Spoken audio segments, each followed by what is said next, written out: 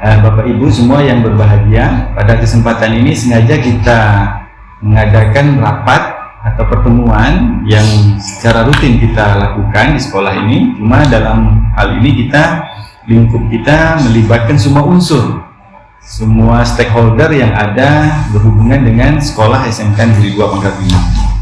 Sekolah harus menjadikan visi sebagai arah bagi tujuan pengembangannya. Saat sekolah ini memiliki visi yang kuat dan jelas, kita akan memiliki kepekaan yang lebih pada kekuatan dan potensi yang telah kita miliki. Penyelarasan dan pendayagunaan kekuatan potensi inilah yang akan membuat sekolah mampu meningkatkan kemungkinan pencapaian visinya, sekaligus juga memiliki kemampuan untuk memilih kekurangan atau permasalahan mana yang relevan dan harus diselesaikan segera secara bersama-sama. Jadi filosofi pendidikan itu adalah untuk memanusiakan manusia. Jadi manusia itu harus dimanusiakan dan memperkuat nilai kemanusiaan itu. Nah, kita tahu bahwa kita ini beragam, bangsa kita, suku, ras, agama, ya, latar belakang dan sebagainya. Maka supaya dalam proses pendidikan kita ini memanusiakan manusia dan memperkuat nilai kemanusiaan itu, kita berpatokan pada satu kesepakatan atau landasan bersama, atau disebut common ground, ya, bagi kepentingan suku, ras, agama di antara kita semua. Maka kita berpatokan pada Pancasila, ya kan? Pada kesempatan ini saya sampaikan visi misi SMK Negeri 2 ini apa saja. Yang pertama, visi kita adalah B3K, berkarakter, budaya kerja, berwawasan lingkungan, dan kompeten. Nah, ini kita susun bersama.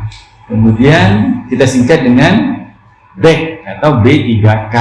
Kemudian kita menyiapkan fasilitas kewirausahaan untuk meningkatkan kemitraan kita dengan pihak budi. Nah, di sini kita sudah berusaha membangun kewirausahaan kita dengan lewat mata pelajaran PKK juga, lewat teaching factory kita juga. Kemudian kita saat ini mengembangkan ke arah BLUD, Balai Layanan Umum Daerah. Nah, bahkan kita sudah menyiapkan semacam bot-bot untuk siswa-siswi berwirausaha. Kemudian misi kita melakukan kerjasama dengan stakeholder dalam upaya melaksanakan teaching factory.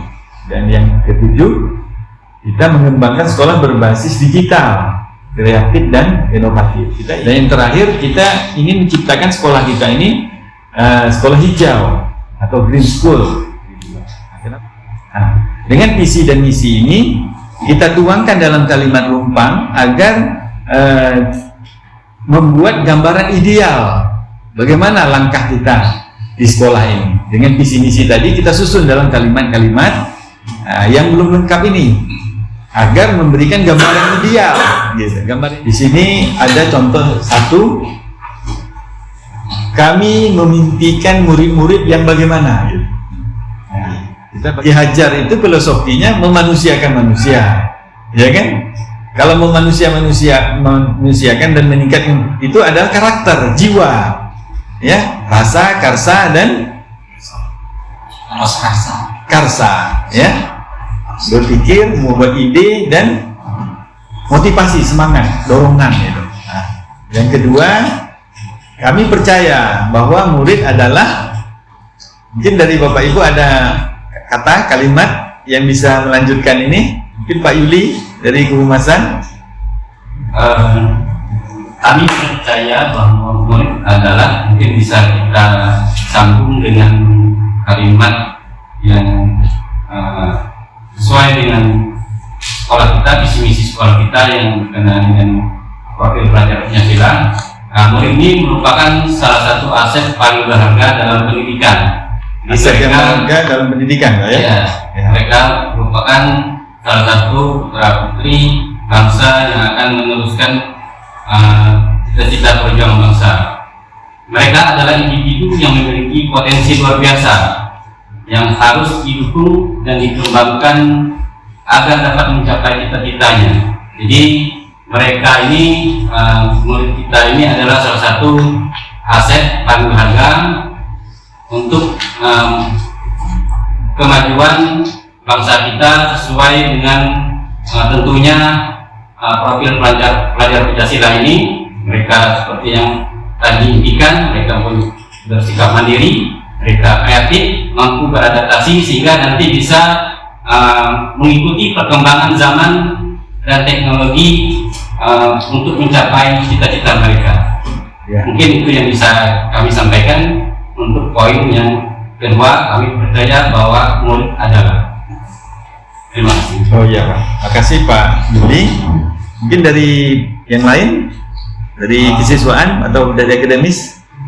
Mungkin dari akademis, ya, kami percaya bahwa murid itu adalah pribadi yang unik, sehingga kita perlu merencanakan strategi atau metode pembelajaran untuk mengembangkan anak-anak tersebut sesuai dengan minat dan bakatnya masing-masing. Mungkin itu Pak. Ya. Nah, mungkin itu Bapak Ibu, karena mungkin waktu kita nggak terlalu lama, tugas-tugas lain kita juga menanti, maka saya langsung singkat saja. Kita lanjutkan ke 4 kalimat lagi yang belum tuntas ini. Nah, ini di sekolah kami mengutamakan, mungkin langsung Bapak Ibu mempercepat waktu. Pak Guru, Pak Rizky misalnya, kira-kira ada saran? Mungkin yang poin 3 bisa saya tambahkan Pak. Di sekolah kami mengutamakan proses pembelajaran yang menyeluruh, yang tidak hanya fokus pada aspek akademis, tapi juga pada pengembangan karakter, keterampilan hidup, dan kecerdasan emosional. Kami mendorong setiap murid untuk menemukan minat dan bakatnya serta belajar dengan penuh semangat. Baik Bapak Ibu, ini mungkin tidak ada lagi saran dan masukan. Cukup ya. Nah, kita lanjutkan yang keempat. Nah, murid di sekolah kami sadar betul. Ya, mungkin dari siswa bisa memberi sedikit gambaran. Melengkapi kalimat tentang di poin keempat, kami mewalikan dari para murid kan sadar betul bahwa belajar itu adalah proses panjang harian. Ya. Terus juga kami memahami pentingnya kerja keras, tanggung jawab, dan kerjasama dalam mencapai tujuan pribadi maupun bersama. Oh ya, makasih ya. Bagus sekali kalimatnya. Lanjut ya. Education. Kami para pendidik, mungkin ini dari Bapak Ibu Guru. Ini kami para pendidik sekolah yakin untuk baik dari kami pendidik di sini, kami yakin kami akan berusaha menciptakan lingkungan belajar yang inklusif. Artinya tidak hanya untuk siswa tertentu saja, tetapi kami berusaha menyesuaikan dengan kebutuhan siswa. Ya, terima kasih Pak Kosan masukannya. Oke Bapak Ibu, terakhir kalimatnya mungkin kami guru orang dewasa, mungkin kita beri kesempatan kepada kepala pegawaian kita.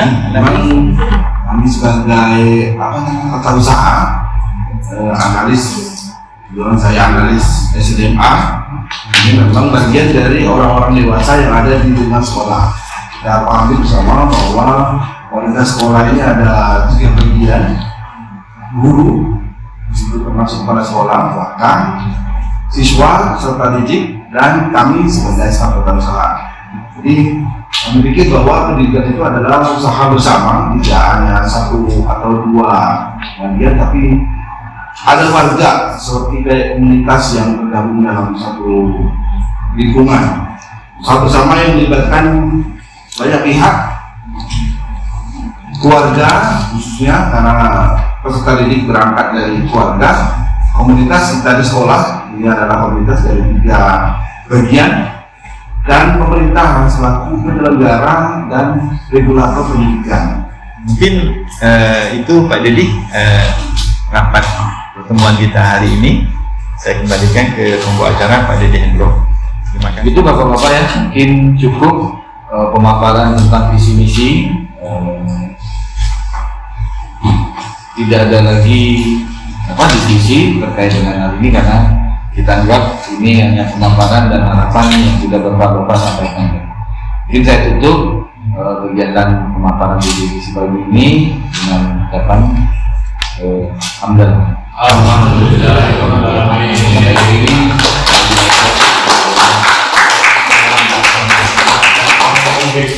Saya iri wabillahi taufiq wal hidayah. Assalamualaikum warahmatullahi wabarakatuh. Kita teriak sekali lagi untuk